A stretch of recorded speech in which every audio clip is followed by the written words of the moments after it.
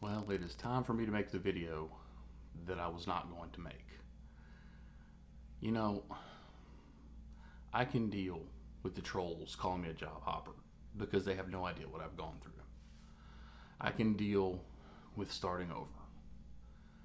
But I don't like to make videos that are negative. So if you're a long-time subscriber, you've been here a while, and you don't want to hear a negative video, save your respect for me if you have any, and you can turn the video off and we'll get to trucking videos later about what's going on in the future. But there's a driver shortage. And the reason there's a driver shortage, in my opinion, is a lot of the way drivers are treated.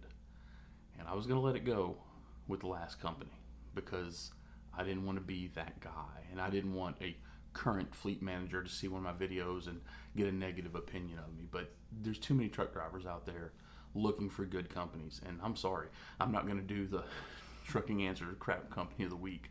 I don't want that reputation, but there's just some details that I just feel is the way things have gone that you guys need to know. So my first ever review of a trucking company that's probably not the good stuff. Talk to you in a minute.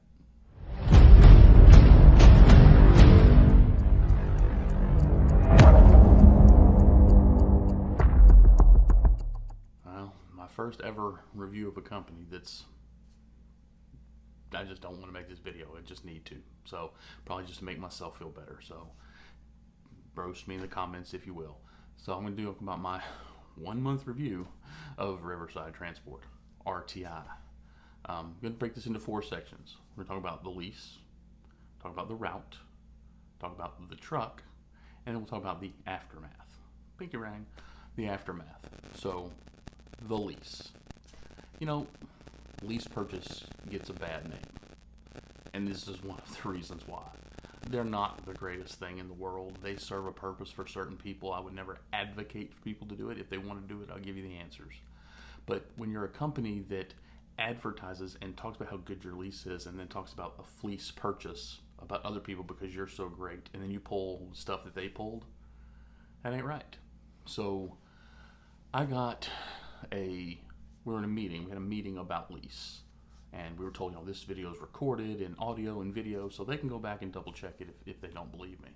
But they also went over the handout, and in the handout, which I still have a copy of, there's a couple of things. One, let's talk about a cheap one. Okay, physical damage insurance. You have to pay that. I paid Prime. I paid it there. You have to pay its insurance for the truck, right?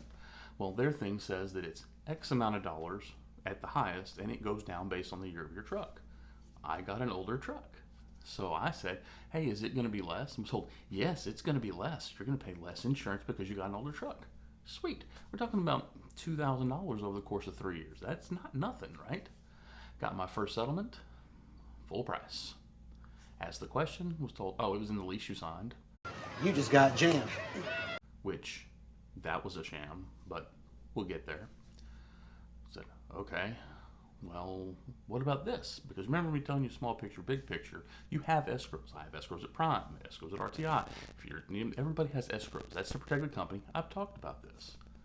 Their sheet of escrows says you will pay X amount of dollars, a fixed amount, for 10 weeks, and that's the short-term one. That's if you quit, like I did, didn't have the truck very long, to help us recoup some of the money if we have to fix stuff.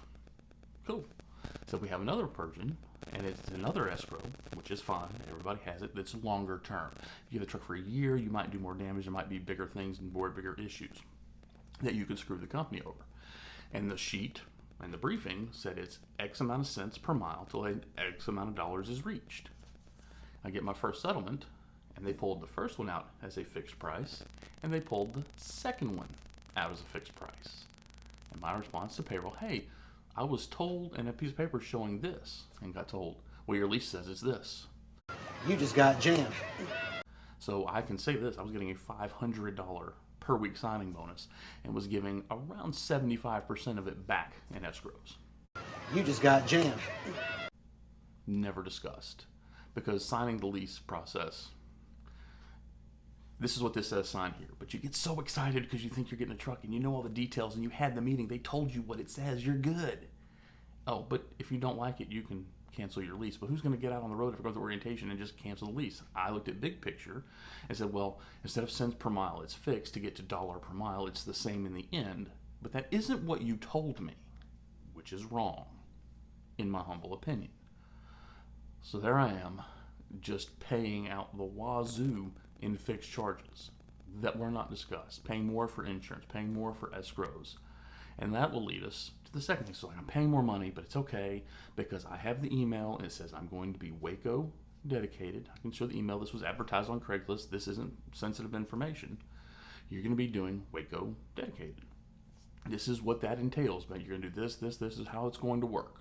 Okay, cool. That's what I would like to sign up for. You got it. So I get through orientation. I get through getting the lease of my truck, and I meet my fleet manager, one of the nicest people in the world, a great fleet manager. And she says, okay, so you're not really doing that, you're doing this. You just got jammed. What am I going to say? I go through orientation, I just on a lease on a truck. I'm going to say no. Oh, we'll still be able to get you some. You'll still be able to do that, but this is just for now, you're the floater, which I got good miles, but I kept getting the truck stuck in Kansas, which was not what I agreed to. That isn't the agreement that we had when I came to your company. That was where I came with the intro of, you didn't have the job available, what did you hire me for? And that's not the first person I've heard at RTI who went somewhere to one of their dedicated routes that they had too many drivers on, in their opinion. So now I've got a lease that's costing me more, and I've got a route that isn't what I signed up for. Okay, well, I'm an owner-operator. That's okay, right? And you know the story. I'm not going to repeat the story, but I'm not an owner-operator because I said I'm going to deadhead and got told, no, you have to check with dispatch.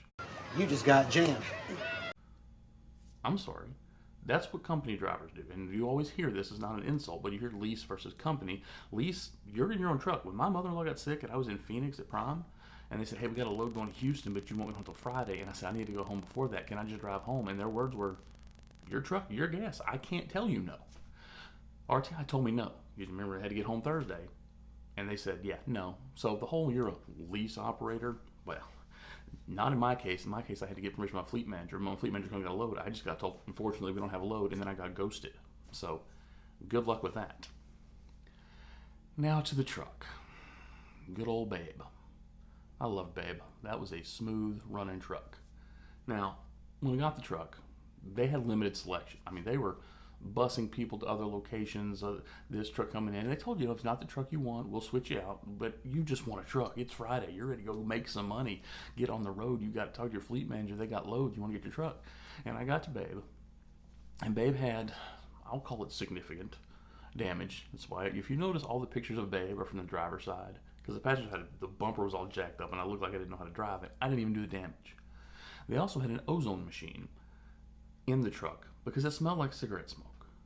As a former smoker, as the guy who wanted a Peterbilt and didn't want an International, I was like, I'll just buy air fresheners.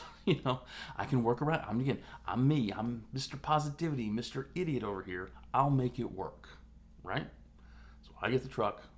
We go through. We do the thing where I'm going to turn in the truck. So the lease has been full of lies, misrepresentations, in my opinion. The route I was going to do was a misrepresentation, in my opinion. The truck was never fixed because they told me, that bumper, it'll be fixed. And after the month, nobody even called me, even though I had sent emails about this bumper to be fixed. You just got jammed. And I had enough, and I turned it in, and I walked away. And so last week, our settlements come in on Thursday. I get an email, and it's me, my company, because I signed as a company, LLC, not as my name, my company name. I'm getting billed $1,600 to fix the bumper on the truck. And so I fire off email to payroll, no response. Send an email to the shop, no response. Send an email to the poor guy, whoever this gentleman is I never met, for driver something or another. And he says, I'll look into it. That was a week ago. I sent him the email proving that the damage was there. I sent him witnesses if he needed them that could prove the damage was there. The guy in charge knew the damage was there because he was the one who told me to be fixed, and he was on the email chain. No response. Well, not paying $1,600 to fix damage that I didn't do. So I've been going back and forth about a week. Come to today, Thursday, settlement. I get 5 more invoices from this company. Now, they charged me to clean the truck. The truck was not dirty. I had armoralled it, but you know what? I didn't do a detail clean. Company's going to charge you. I'll pay to clean your truck. That's fine. I got an invoice for the mattress. I didn't know. I've never been billed for a mattress, but you know what? It was new when I got it. It wasn't new.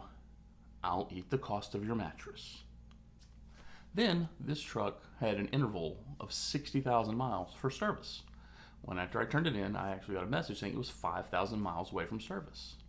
Would you like to guess who was charged for a full service? Even though apparently I put 13,000, so of the 60, 40,000 was the previous truck driver, and I got to pay for a service. You know what? I used the truck for 13,000 miles. Take your money, make yourself happy. All they're doing is bleeding my escrows. I'm not stupid, okay? They're bleeding my escrows. Then I get another invoice for almost $100 because one of the decals is cracked and had to be fixed.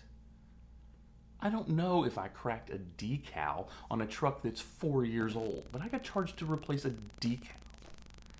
Then I got another invoice for the air hoses in the back of the truck. They have spring hangers. I got charged to replace 2 of those because they were brittle.